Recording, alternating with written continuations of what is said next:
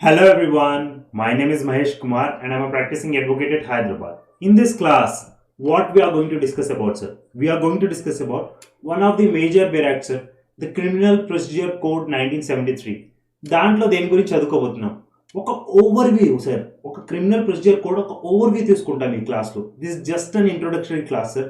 So try to analyse the things. Okay, దీనిలో ఎన్ని chapters ఉన్నాయి, ఎన్ని సెక్షన్స్ ఉన్నాయి, ఏమైనా షెడ్యూల్స్ ఉన్నాయా, ఇది ఒక సబ్స్టాంటివ్ లానా, ప్రొసీజర్ లానా, క్రిమినల్ ప్రొసీజర్ కోడ్ ఏమైనా ప్రిన్సిపల్స్ ఉన్నాయా, ఇలాంటి ఎన్నో విషయాల గురించి ఈరోజు తెలుసుకుందాం sir. So let's going to detail about that. Okay, so what we are going to learn about sir, criminal procedure code sir. Okay, in that what sir, how many chapters are there sir? Total 37 chapters are there sir. How to remember this sir? If you see criminal procedure code, you see this 1973 here sir, because 1973 లో వచ్చింది sir. ఈ 73 ఉంది కదా sir last లో, దీన్ని reverse చేయండి sir, you will get 37. So how many chapters are there sir? 37 chapters are there sir. This is how you should remember sir. కొన్ని tricks పెట్టుకోండి sir, nothing wrong in that, right? Next sir, total sections ఎన్ని ఉన్నాయి sir? 484 sections ఉన్నాయి sir. See, remember like this sir, 4 plus 4 equals to 8. 484 sections ఉన్నాయి సార్. Done. Chapter sections okay sir. దీనికితో పాటు ఇంకేమైనా ఉన్నాయా? ఉన్నాయి సార్. 2 షెడ్యూల్స్ కూడా ఉన్నాయి సార్. ఫస్ట్ షెడ్యూల్ దేని గురించి మాట్లాడుతుందంటే క్లాసిఫికేషన్ ఆఫ్ అఫెన్సెస్ గురించి మాట్లాడుతుంది సార్. క్లాసిఫికేషన్ ఆఫ్ అఫెన్సెసా సార్? ఇది ఒక ప్రొసీజర్ లో కదా, దీనిలో అఫెన్సెస్ ఎక్కడి నుంచి వచ్చేసాయి సార్? ఉన్నాయి సార్. ఈ అఫెన్సెస్ ఇండియన్ పీనల్ కోడ్కి సంబంధించినవి. ఇండియన్ పీనల్ కోడ్లో మనం ఏవైతే అఫెన్సెస్ గురించి నేర్చుకున్నామో ఆ అఫెన్సెస్ ఒక క్లాసిఫికేషన్ ఇచ్చారు సార్. ఏం క్లాసిఫికేషన్ సార్? సి వెదర్ బేలేబలా, నాన్ బేలేబలా, కాగ్నిజబలా, నాన్ కాగ్నిజబలా, అలానే ఈ పర్టికులర్ అఫెన్స్కి ఏ కోర్టులో ట్రయల్ జరగాలి అనే క్లాసిఫికేషన్ ఇచ్చారు సార్. ఓకే, సెకండ్ షెడ్యూల్ ఏం మెన్షన్ చేస్తారు సార్? సెకండ్ షెడ్యూల్లో కొన్ని ఫార్మ్స్ గురించి మెన్షన్ చేశారు సార్. ఏం ఫార్మ్స్, ఎన్ని ఫార్మ్స్? టోటల్ 56 ఫార్మ్స్ ఉన్నాయి సార్. డిఫరెంట్గా ఉంటాయి సార్. బెయిల్ బాండ్ గురించి మెన్షన్ చేస్తుంటారు, వారెంట్ గురించి మెన్షన్ చేస్తుంటారు, లేకపోతే ఏదైనా ఆర్డర్ గురించి మెన్షన్ చేస్తుంటారు, ప్రొక్లమేషన్ గురించి మెన్షన్ చేస్తుంటారు. దాంతో రిలేటెడ్ కొన్ని ఫార్మ్స్ ఉన్నాయి సార్. ఓకేనా? నెక్స్ట్ సార్, ఈ యాక్ట్ ఎప్పుడు ఫోర్స్లోకి వచ్చింది?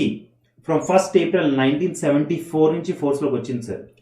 ఫ్రమ్ 1st April 1974 నుంచి ఫోర్స్లోకి వచ్చింది. This act came in to force from 1st April 1974. దీనిలో ఏమైనా అమెండ్మెంట్స్ జరిగాయి సార్? 1973లో కూడా సార్ కోడ్ వచ్చింది.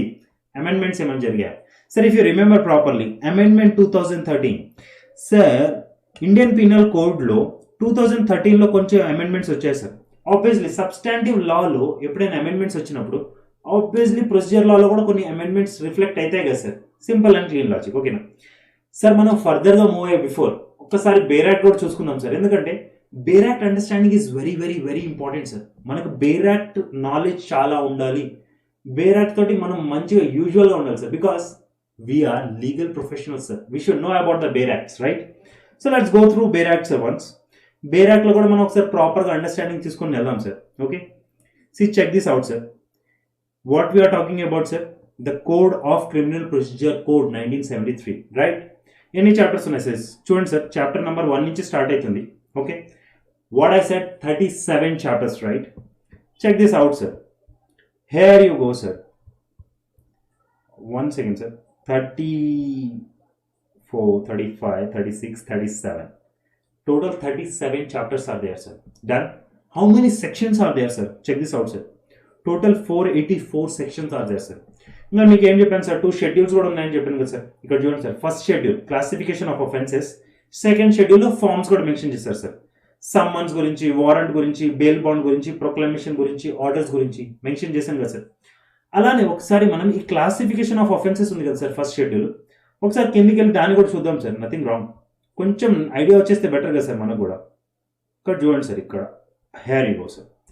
మీరు ఎండింగ్లో బెయిర్ యాక్ట్ని మొత్తం గో త్రూ చేయండి sir. Being a legal professional, if you're thinking without the knowledge of the bare act you are going and doing the practice in the court, it will go blunder sir.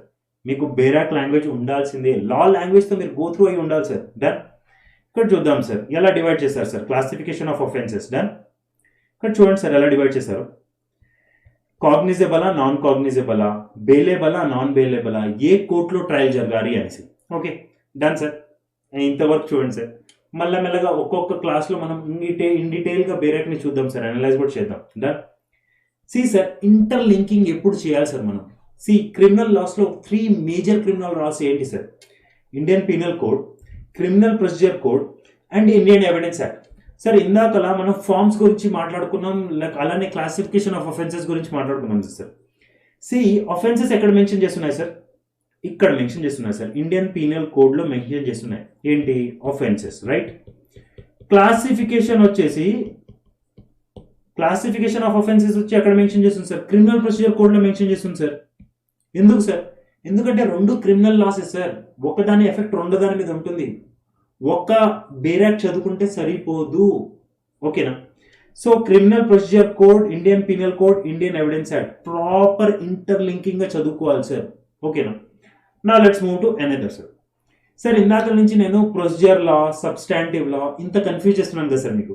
Sir, procedure లా అంటే ఏంటి? Substantive law అంటే ఏంటి? See sir, very clean sir. Substantive law అంటే ఒక offence అంటే ఏంటి, అంటే ఒక నేరం అంటే ఏంటి, అలానే దానికి పనిష్మెంట్ ఎంత పడుతుంది అని ఒక సబ్స్టాంటివ్ లాలో చెప్తారు sir. For example sir, Indian penal code ఉంది కదా సార్, ఇండియన్ పీనల్ కోడ్ మనం చదువుకున్నాం కదా సార్. దానిలో ఏముంటాయి సార్? అఫెన్సెస్ ఉంటాయి, దానికి రిలేటెడ్ పనిష్మెంట్ ఉంటుంది. రైట్స్ గురించి, లయబిలిటీస్ గురించి, అఫెన్స్ గురించి, పనిష్మెంట్ గురించి చదువుకుంటాం సార్. అది ఏ లా సార్? ప్రొసీజర్ లా కాదు సార్, సబ్స్టాంటివ్ లా, ఓకేనా? Indian penal code is a substantive law sir, ఓకేనా? See the heading sir, substantive law. Done. చూడండి సార్, మర్డర్ అంటే ఏంటి అని ఎక్కడ మెన్షన్ చేస్తుంది సార్? సబ్స్టాంటివ్ లాలో మెన్షన్ చేసి ఉంటుంది. అలానే దానికి ఎంత శిక్ష పడుతుంది, ఎన్ని సంవత్సరాల లోపల ఉండాలి నువ్వు, ఇంప్రిజన్మెంట్ ఎంత పడుతుంది, ఎక్కడ మెన్షన్ చేస్తుంది? ఇండియన్ పీనల్ కోడ్లోని, which is the substantive law. But murder చేశాడు, ఓకే, మర్డర్ ఎవరు చేశారు, దానికి ఒక ఇంట్రాగేషన్, ఇంక్వైరీ, ఇన్వెస్టిగేషన్, ట్రయల్, ఇవన్నీ ఎక్కడ మెన్షన్ చేస్తున్నాయి? సబ్స్టాంటివ్ లాలో ఇవన్నీ ఉండవు సార్. ఎక్కడ ఉంటుంది? ప్రొసీజర్ లాలో ఉంటుంది సార్. ప్రొసీజర్ లాలో, ఇప్పుడు ప్రొసీజర్ లాలో ఏముంటుంది చూడండి సార్. పోలీస్ వాళ్ళు ప్రాపర్గా ఆ మనిషిని పట్టుకుంటారు సార్, ప్రాపర్గా జైలుకి తీసుకెళ్తారు, పోలీస్ స్టేషన్కి తీసుకెళ్తారు, బెయిల్ ఏమైనా మంజూరైతేటుండే బెయిల్ ఎలా వస్తుంది, దాని తర్వాత కోర్టుకి తీసుకెళ్తారు, ఎంక్వైరీ జరుగుతుంది, ఇన్వెస్టిగేషన్ జరుగుతుంది, ఆ మనిషి ప్రాపర్గా ఈ క్రైమ్ చేశారా లేదో ఆ ఒక ప్రొసీజర్ ఉంటుంది చూడండి సార్. ఆ ప్రొసీజర్ ఎక్కడ మెన్షన్ చేసి ఉంటుంది అంటే ఒక ప్రొసీజర్ లాలో మెన్షన్ చేసి ఉంటుంది. ఇప్పుడు క్రిమినల్ ప్రొసీజర్ కోడ్ వచ్చేసరికి ఒక ప్రొసీజరల్ లా సార్. దానిలో ఏమేమి ఉంటాయి సార్? ఇన్వెస్టిగేషన్, ఇంక్వైరీ, ట్రయల్స్, ఇవన్నీ ప్రొసీజర్ లాలో ఉంటాయి, ఓకేనా? సో మనం ఎప్పుడైనా కానీ ఒక లా గురించి చదువుకునేటప్పుడు ఇంటర్లింకింగ్ అనేది చాలా ఇంపార్టెంట్ సార్. 2 లాకి ఇంటర్లింకేజ్ ఉన్నప్పుడు 2 లాని సైమల్టేనియస్లీగా మనం అర్థం చేసుకోవాల్సిందే sir. We can not avoid that, right? See, ఒక క్వశ్చన్ కూడా చూపిస్తాను sir, try to analyse that question. ఇప్పుడు మీకు ఒక డౌట్ రావచ్చు sir, sir criminal procedure code only procedure మాత్రమే ఉంటుందా, సబ్స్టాంటివ్ ఎఫెక్ట్ ఏమైనా ఉంటుందా? See, according to me, try to analyse sir. Criminal procedure code ఉంది కదా సార్, సిఆర్పిసి, ఓకేనా? 100% వచ్చేసి ప్రొసీజర్ లా కాదు సార్. మేక్ ఇట్ లైక్ 95% వచ్చేసరికి ప్రొసీజర్ లా, 5% ఎఫెక్ట్ ఎప్పుడు కూడా సబ్స్టాంటివ్ ఎఫెక్ట్ ఉంటుంది. So it is not 100% procedure law, it is procedure plus substantive law. అంటే కొంచెం సబ్స్టాంటివ్ ఎఫెక్ట్ ఉంటుంది సార్ మ్యాండేటరీగా. దాని బేసిస్ మీద క్వశ్చన్ ఇచ్చేసాడు సార్. చూడండి, మనం ఏమనుకుంటాం సార్, మనది ప్రొసీజర్ లా కదా, క్రిమినల్ ప్రొసీజర్ కోడ్ కదా, ఆబ్వియస్లీ ప్రొసీజర్ లా ఉంటుంది, సబ్స్టాంటివ్ ఎఫెక్ట్ ఏముండదు కదా అనుకుంటాం, బట్ ఉంటుంది. See, what is true to code of criminal procedure? It is mainly to not purely and adjective or procedure law. మెయిన్గా procedure లానే, but ప్యూర్గా 100% ప్యూర్గా అయితే ప్రొసీజర్ లా కాదు అని చెప్తున్నారు, ఓకేనా? సెకండ్ పాయింట్ చూడండి sir, there are also certain provisions which are partly in the nature of substantive law. దానిలో కొన్ని ప్రొవిజన్స్ ఉన్నాయండి సార్, దానిలో ప్రొసీజర్ ఎఫెక్ట్, సబ్స్టాంటివ్ ఎఫెక్ట్ కూడా ఉందని చెప్తున్నారు. Both A and B, neither A nor B. ఇప్పుడు మీరు ఆప్షన్ సెలెక్ట్ చేయండి sir. See, the option is very clear sir, both A and B. As I said you, it is mandatorily procedure law only sir. ఎందుకంటే main effect వచ్చేసి procedure effect కనిపిస్తుంది, but part of the portion of the ఏదైతే ఉంటుందో syllabus, that belongs to substantive as well. Okay, just remember this sir. Now let's move to principles of criminal procedure code. ఏం principles ఉన్నాయి sir చూద్దాం sir, 1 by 1 చూద్దాం. Court not biased. See sir, court ఎప్పుడు కూడా బయాస్డ్గా ఉండకూడదు sir. ఒక మనిషికి ఒకలాగా ప్రొసీడింగ్స్, ఇంకొక మనిషికి ఇంకొకలాగా ప్రొసీడింగ్స్, ఒక మనిషికి ఒకలాగా జస్టిస్, ఇంకొక మనిషికి ఒకలాగా జస్టిస్. ఉన్నోడికైనా, లేనోడికైనా, బేదోడికైనా, అతి రిచెస్ట్ పర్సన్కైనా కానీ law is same sir. Court should not be biased. Court బయాస్డ్గా ఉండకూడదు. కోర్ట్ అందరినీ ఒకలానే ట్రీట్ చేస్తుంది. క్రిమినల్ ప్రొసీజర్ కోడ్ ఒక ప్రిన్సిపల్, మెయిన్ ప్రిన్సిపల్ ఇదే సార్. ఓకేనా? నెక్స్ట్, ఏదన్నా ఒక వ్యక్తిని పట్టుకున్నప్పుడు ఆ మనిషి గిల్టీ అంటే నేరస్తుడు, క్రిమినల్ అనే ప్రూవ్ అయ్యేంత వరకు ఆ మనిషి ఇన్నోసెంట్ గానే భావించబడాలి. సి సార్, మీరు బ్రహ్మానందని చూడండి సార్, ఎలాంటి రియాక్షన్స్ ఉన్నాయో. తిని ఏం చేయలేదు సార్, అయినా పట్టుకున్నారు. But just imagine sir, he should be presumed as innocent until proven guilty. ఒక నేరస్తుడు అనే ముద్ర వచ్చేంత వరకు ఆ మనిషి ఇన్నోసెంట్ గానే భావించబడాలి అని క్రిమినల్ ప్రొసీజర్ కూడా ఒక ప్రిన్సిపల్ చెప్తుంది సార్. అలానే ప్రతి ఏదైతే పర్సన్ అక్యూజ్డ్ పట్టుకుంటారో ఆ మనిషికి లీగల్ సర్వీస్ తీసుకునే హక్కు ఉంటుంది. లీగల్ సర్వీస్ తీసుకునే హక్కు ఉంటుంది. ఇప్పుడు ఎవరినైనా జైల్లో పెట్టారు సార్, ఆ మనిషి ఒక లాయర్ని అపాయింట్ చేసుకోవచ్చు సార్. ఆ మనిషి ఒక లాయర్ని కలవచ్చు. ఓకేనా? లీగల్ సర్వీసెస్ అవైల్ చేసుకోవచ్చు. Next point sir, justice, proper justice జరగాలి సార్. ఆ మనిషికి ప్రతి పర్సన్ కి ఎవరైనా క్రిమినల్ ప్రొసీజర్ కోడ్ ప్రకారంగా ప్రాపర్ గా జస్టిస్ జరగాలి అని చెప్తుంది one of the principle. Next, not punished until tried. ఆ మనిషికి డైరెక్ట్ ఈరోజు పట్టుకున్నారు సార్, ఇంకా పనిష్మెంట్ వేసేయటం కాదు సార్, ప్రాపర్ ట్రయల్ జరగాలి సార్. ఆ మనిషి నేరస్తుడా కాదా? ఫర్ ఎగ్జాంపుల్ సార్, ఓకేనా, ఒక మనిషి నన్ను చంపడానికి వచ్చాడు సార్. ఓకేనా, నన్ను చంపడానికి వచ్చారు సార్, నేనేం చేయలేదు, బట్ స్టిల్ నన్ను చంపడానికి వచ్చాడు. నేను నా సెల్ఫ్ డిఫెన్స్ లో ఆ మనిషిని చంపేశాను. ఇప్పుడు నాకు పనిష్మెంట్ పడితే, మర్డర్ పనిష్మెంట్ పడితే సార్, నేను సెల్ఫ్ డిఫెన్స్ చేసుకున్నాను సార్, నన్ను కాపాడుకుంటూనే ఆ మనిషిని తోసేశాను సార్. నేను క్రిమినల్ ఎలా అయిపోతాను సార్? నేను సెల్ఫ్ డిఫెన్స్ చేసుకున్నాను సార్. సో ట్రయల్ జరిగితే ఏం జరుగుతుంది సార్? నేను సెల్ఫ్ డిఫెన్స్, నాకు మ్యాండటరీగా ఎక్సెప్షన్లో ఫాలో అవుతాను. నాకు మ్యాండేటరీగా క్రిమినల్లో ఫేర్ ట్రయల్ ఇవ్వాలి సార్. సో ట్రయల్ జరగకుండా పనిష్మెంట్ ఇవ్వడానికి లేదు. నాది వాద వివాదాలు కూడా వినాలి సార్. నేను తప్పు చేశానా లేదా, తప్పు చేసిన గ్రౌండ్స్ ఏంటి, నేను ఎలాంటి పరిస్థితుల్లో తప్పు చేశాను, ఇలాంటివన్నీ ప్రాపర్గా ట్రయల్ జరగాలి సార్. జరిగిన తర్వాత మీరు పనిష్మెంట్ ఇవ్వండి, మొత్తం ప్రాపర్గా వినండి సార్. ట్రయల్ చేయనివ్వండి, నన్ను కూడా నా సైడ్ నుంచి కూడా ఒక పెట్టనివ్వండి, నథింగ్ రాంగ్ కదా. ఫేర్ ట్రయల్ జరగాలి సార్. ఫేర్ ట్రయల్ అంటే కరెక్ట్ ట్రయల్ జరగాలి సార్. అన్ఫేర్ ట్రయల్ జరగకూడదు. ఓకేనా? ప్రాపర్గా ఈ మనిషిదైనా కానీ ప్రాపర్గా అక్యూజ్డ్ ఒక మాటలన్నీ వినాలి సార్. వాళ్ళు సబ్మిట్ చేసే ఎవిడెన్సెస్ అన్ని ప్రాపర్గా పరిశీలించాలి. ఫేర్ ట్రయల్ జరగాలి కోర్టులో. Done sir. So what we have learn sir, principle of criminal procedure code. ఏమేమి ప్రిన్సిపల్స్ ఉన్నాయి sir? Court should not be biased sir. Person should be presumed as innocent until proven guilty. Legal services తీసుకునే హక్కు అందరికి ఉంటుంది. Justice అందరికి జరగాలి. Not punished until trial. Trial జరిగేంత వరకు పనిష్డ్ అవ్వకూడదు. అలానే ఫేర్ ట్రయల్ ఒక హక్కు ప్రతి మనిషికి ఉండాలి. డన్. నా దీని మీద క్వశ్చన్ ఉంది సార్. సార్ కొంచెం అడ్వాన్స్ క్వశ్చన్ సార్. ఇక్కడ ఎందుకు చెప్తున్నా అంటే లీగల్ సర్వీసెస్ తీసుకోవచ్చా తీసుకోకూడదా అనే ఒక అంశం కూడా ఆ క్వశ్చన్లో ఉంది కాబట్టి చెప్తున్నాను సార్. ఓకేనా? సో లీగల్ సర్వీసెస్ తీసుకోవడానికి రైట్ ఉంది కాబట్టి ఒక్కసారి ఈ క్వశ్చన్ కూడా చూద్దాం sir. An arrested person has a right to consult a legal practitioner. ఇందాక చదువుకున్నాం కదా సార్, లీగల్ సర్వీసెస్ తీసుకునే హక్కు ఉంటుంది పర్సన్ కి. Done. Of his choice the consultation with the lawyer May not be in the presence of the police officer. Sir కొంచెం advance అని చెప్పాను మీకు స్టార్టింగ్ లోనే. ఇక్కడ దాకా మనం చదువుకున్నాం సార్ లీగల్ సర్వీసెస్ తీసుకోవచ్చు అనేసి. అది పోలీస్ ఆఫీసర్ ప్రెసెంట్ ఉన్నప్పుడు తీసుకోవచ్చా, పోలీస్ ఆఫీసర్ ప్రెసెంట్ గా లేకపోయినప్పుడే తీసుకోవచ్చా, హియరింగ్ ముందు తీసుకోవచ్చా, ఇలాంటి కొన్ని అంశాలు ఉన్నాయి sir. Sir criminal procedure code కొంచెం చదివేకుంది మనకు ఇంకొంచెం నాలెడ్జ్ వస్తుంది సార్. ఇక్కడ దాకా వీఆర్ కవర్డ్. ఇక్కడ కూడా చెప్పేస్తాను సార్, యాజ్ ఒక లేమ్యాన్ గా వినండి sir. Try to understand the things. May not be in the presence of the police officer. Police officer లేకపోయినా కానీ కన్సల్టేషన్ తీసుకోవచ్చా. Maybe in the presence of the police officer but not within his hearing. Police officer presence ఉన్నా కానీ but not within his hearing sir. Done. Next, maybe in the presence of the police officer and with in his hearing. ఓకేనా? ఇప్పుడు చూడండి sir, answer ఏంటంటే both A and B sir. Simple and clean logic sir. ఆ మనిషి present ఉన్నా problem లేదు, may not be present ఉన్నా problem లేదు. ఎవరు? Police officer sir.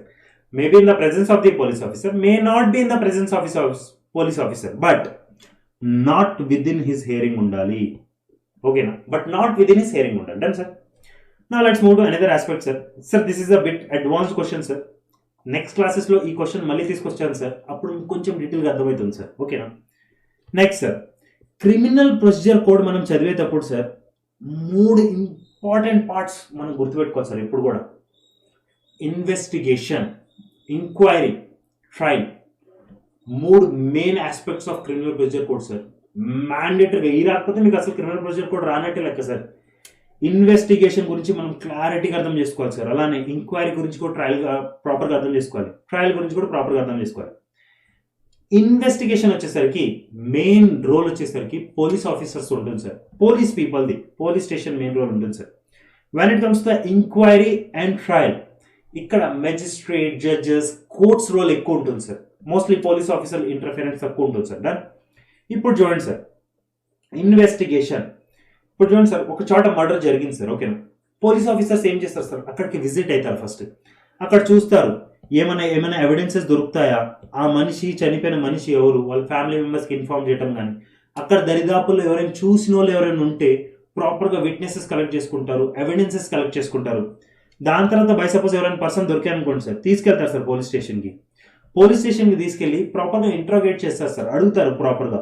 అలానే విట్నెసెస్ని కూడా ప్రాపర్గా అడుగుతారు సార్. ఏం జరిగింది, ఎలా జరిగింది, ఏ టైంలో జరిగింది, ఆ మనిషి ఈ మనిషిని ఎందుకు చంపాడు, ఎంత క్రూరంగా చంపాడు, ఇవన్నీ తెలుసుకుంటారు సార్. దాని తర్వాత ప్రాపర్గా ఇంట్రోగేషన్ జరిగిన తర్వాత సెల్లో పెడతారు సార్. దాని తర్వాత ఏం చేస్తారు, దాని తర్వాత ఇంక్వైరీకి పంపించేస్తారు. ఇంక్వైరీ ఎవరు చేస్తారు సార్? ఇంకా పోలీస్ ఆఫీసర్స్ అన్నీ చేస్తే వాళ్ళే పట్టుకొని వాళ్ళే శిక్ష చేసేసి వాళ్ళే ఇంప్రిజన్కి పంపించేస్తే ఇంకా కోర్ట్స్, జడ్జెస్, మనం లీగల్ ప్రాక్టీషనర్స్ మనం ఎందుకు సార్ ఇవన్నీ? Simple sir. సో ఇన్వెస్టిగేషన్ జరిగిన తర్వాత ప్రాపర్ ఎంక్వైరీ కోసం in front of magistrate they should submit. ప్రాపర్గా ఎంక్వైరీ చేస్తారు సార్. ఎంక్వైరీ మొత్తం కంప్లీట్ అయిన తర్వాత చార్జెస్ ఫ్రేమ్ చేస్తారు. చార్జెస్ ఫ్రేమ్ చేసిన తర్వాత ట్రయల్ జరుగుతుంది సార్. ట్రయల్ జరిగేటప్పుడు ఇందాక నేను ఏం చెప్పాను సార్, క్లాసిఫికేషన్ ఆఫ్ అఫెన్సెస్లో మీకు ఏం చెప్పాను, ట్రయల్ జరిగేటప్పుడు డిఫరెంట్ కోర్ట్స్లో జరుగుతుంది సార్. ఎందుకంటే సివియారిటీని బట్టి సార్. ఇప్పుడు మర్డర్ చేసినోడిది severe offence sir, heinous crime. ఇప్పుడు మర్డర్, అసాల్ట్, కిడ్నాపింగ్ ఇవన్నీ పెద్ద పెద్ద క్రైమ్స్ సార్. వీటికి ఇమ్మీడియట్ ఎఫెక్ట్గా ఫాస్ట్ రిడ్రెసల్ కమిషన్ కూడా ప్రాపర్గా జరగాలి సార్. సో ట్రయల్ జరిగేటప్పుడు కోర్ట్ ఆఫ్ సెషన్లో జరుగుతుంది sir. Trial by court of session. Done. By suppose 2 years కన్నా, 1 second సార్, 2 years కన్నా ఎక్కువ ఇంప్రిజన్మెంట్ ఉండే ఏమన్నా నేరాలు ఉంటే కానీ అవి ఎక్కడ జరుగుతాయి, trial by magistrate of the warrant cases. Done sir. Less than 2 years imprisonment ఉన్నాయి ఏమైనా ఉన్నాయనుకోండి sir, less than 2 years imprisonment ఉండే అంటే trial of summon cases by the magistrates. Done sir. ఇంకేమైనా పెట్టి సార్, ఇప్పుడు 2000 రూపీస్ అఫెన్స్ జరిగింది సార్, 2000 రూపీస్ 2000 సార్, ఎవరైనా దొంగతనం చేశాడు సార్ 2000, సమ్మరీ ట్రయల్ జరుగుతాయి sir. So these are the trials sir. Different procedures ఉన్నాయి సార్. మీకు ఇన్ డెప్త్కి వెళ్ళే కొంది ఇంకొంచెం నాలెడ్జ్ వస్తుంది sir. Don't worry about this. Okay, this just an introductory class sir. ఇప్పుడు దాకా మనం అసలు సెక్షన్స్లో ఇన్వాల్వ్ అవ్వలేదు సార్. ఒక్కొక్క సెక్షన్ చదువుకుంటూ వెళ్తుంటే ఇంకొంచెం నాలెడ్జ్ వస్తుంది. This is just an overview sir. So what is the most important part in criminal procedure code? Investigation, inquiry and trial sir. Very important aspect sir. You should remember this. ఇది మీరు బ్రెయిన్లో పెట్టుకోండి sir, మ్యాండేటరీగా. Done. Next sir, principles of criminal procedure code కూడా మనం చూసేసాం sir. ఇది ఒక substantive లా, procedure లా అని కూడా మనం చూసేసాం సార్. ఇంటర్లింకేజ్, ఏటేటికి ఇంటర్లింకేజ్ చేసుకొని చదవాలి మనం, ఇది కూడా మనం గుర్తుపెట్టుకోవాలి సార్. డన్. అలానే ఒక ఓవర్ వ్యూ కూడా చూసుకున్నాం sir. Okay, this is as of now for today. Will meet in next lecture sir. Code of criminal procedure చాలా ఇంట్రెస్టింగ్ ఉంటుంది sir. So stick on with the classes. Feel free to ask any doubts you have in the classes. You can ask freely sir, any doubt you have. అది చిన్నదైనా కానీ పెద్దదైనా కానీ sir, but కొంచెం sensible ఉండాలి sir. Don't ask silly doubts to me. Okay, try to understand this. Chalo, bye bye for today. Take care. See you soon.